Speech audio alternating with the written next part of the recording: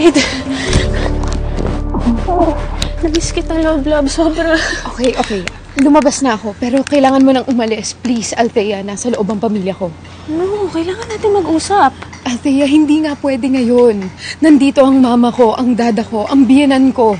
Kung may nakakita sa'yo, sira na lahat ng plano natin. Wala akong pakialam kung masira. Althea! Jade, ako yung mahal mo, diba? I'm so tired na tinatago mo. Bakit ako kailangan lumayo? Oo, mahal kita. Pero please, kailangan mo na talagang umalis. Please, wag mo na akong pahirapan pa. Jade, itigil na natin itong pagpapanggap na to. Okay? Sabihin mo sa magulang mo yung totoo. Sabihin mo na peke yung kasal nyo ni David. Ako pa rin yung mahal mo at hanggang ngayon lesbian ka pa rin. Althea, please. Jade, ano ba? Jade! What is the meaning of this, ha? Bakit kasama mo yung babaeng yan?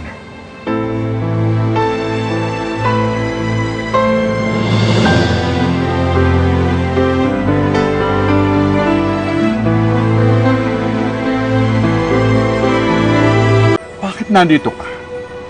Ha? Bakit kayo nag-uusap dalawa? Jade, you're a married woman. Hindi ka na dapat nakikipagkita pa sa babaeng yan. Althea. Marami pa po kayong hindi alam kay Jade.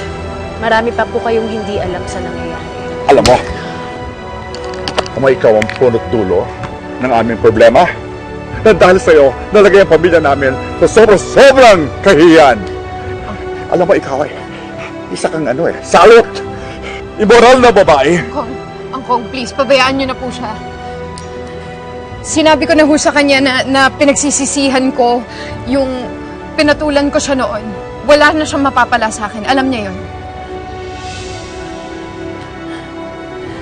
Alam mo namang may asawa na ako eh. Pwede bang tigilan mo na ako? Hindi na kita mahal. Angkong, mahal ka na.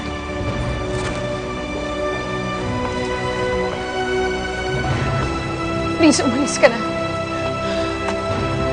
Tama, okay.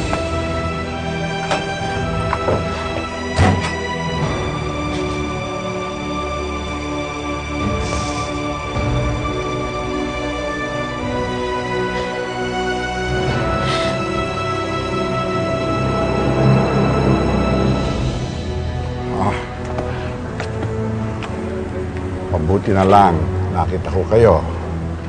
Kung hindi ko malalaman na hindi ka pala tinitigilan ng babaeng yun hanggang ngayon. Huh? Opo, Angkong, pero pabayaan niyo na lang ho siya kasi iniiwasan ko naman po siya eh. Now, are you sure, Jade? Yes, Angkong. I'm telling the truth. Bali, wala na ho siya sa akin. Wala na po ako nararamdaman sa kanya. No, that's good. Now, let's not talk about it anymore, para huwag mag-alala ang buong pamilya. Come, let's go.